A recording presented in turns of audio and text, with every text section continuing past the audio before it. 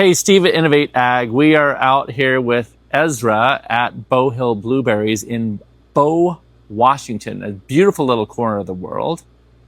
Ezra, tell us a little bit about yourself and your farm operations here.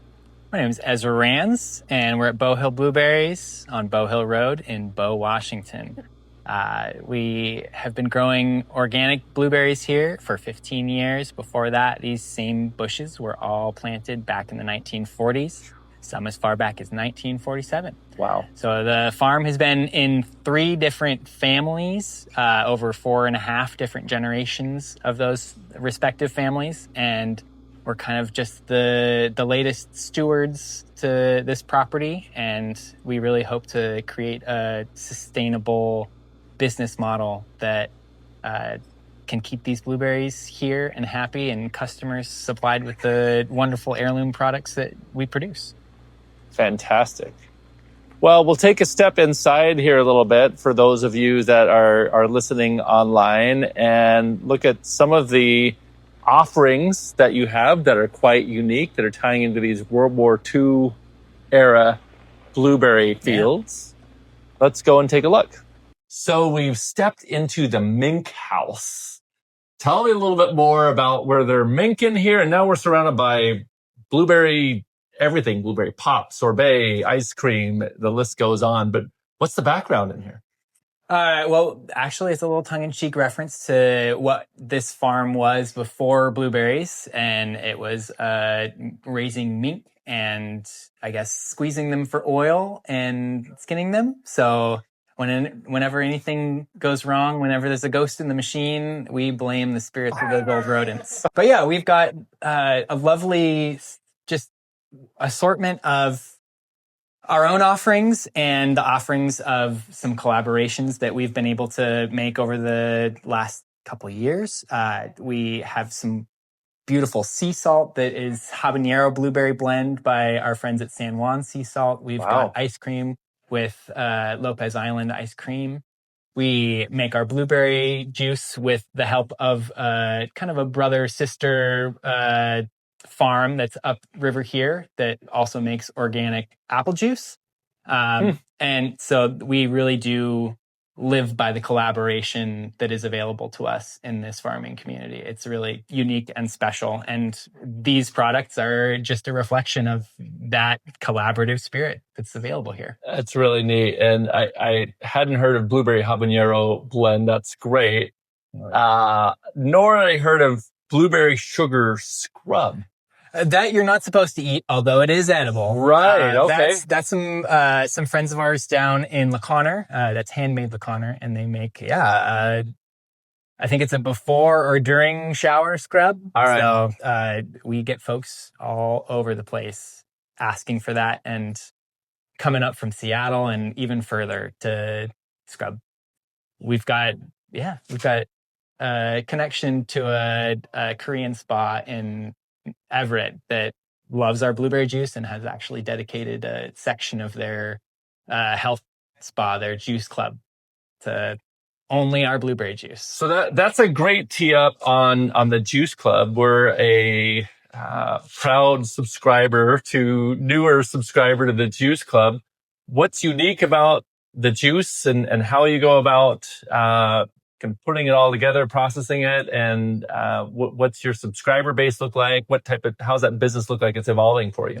It's really something that evolved out of COVID. It was kind of a response to, it started as a grant-funded opportunity to research new products, and it ended as really becoming a central column to our business, where we have direct connection to our customers, where we have a returning subscriber base that we know we have that revenue coming in month to month. That's really important for a small farm like us. And it really is it helps us with forecasting and figuring out how much of the juice to make over the year. Okay. So it's really quickly become the best and the most close contact that we can have with our customers. And it we kind of joke about it that it's almost like an addiction, because once you have it, and if you don't have it for that 1 month, people are calling really, really regularly, and it's you've donated, or you've dedicated that shelf space to our product, which we are really grateful for. But now we feel indebted, and it really is a compelling through line in our farm that we need to reach those customers. Yeah. So well, it resonates. Yeah. I mean, I took the first couple of ones from our subscription and shared them with an employee and with a friend. And then I came by a couple of weeks later and they said, well, how do we get more? Right. I mean, it's just, and the response, you see this over and over when people taste it, is, I mean, it's really quite impressive. We think it's worth the squeeze. Yeah. It really is.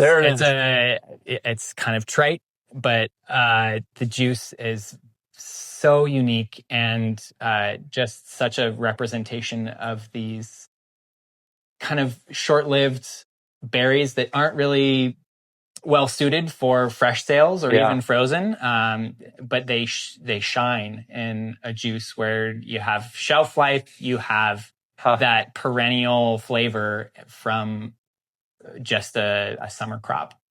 Yeah, and a beautiful backstory too, really, right? Tying back to 1947, post-war. Yeah, came over on a flatbed truck from New Jersey, the first acre of plants, basically. Wow. So how much are people using this just for their morning shots or for mixers? What type, how do you see people using it? It really takes all kinds. There's really folks that are into mixed drinks that they have built cocktails around it. We have really staunch supporters in the cocktail and even mocktail crowd in Seattle and Bellingham and even further afield. We've got folks who are drinking it for their health, so they're not mixing it with anything. They're drinking it straight, or maybe even mixing it with just water. We've got folks that like to kind of fancy up sparkling water with a little dash of our blueberry juice.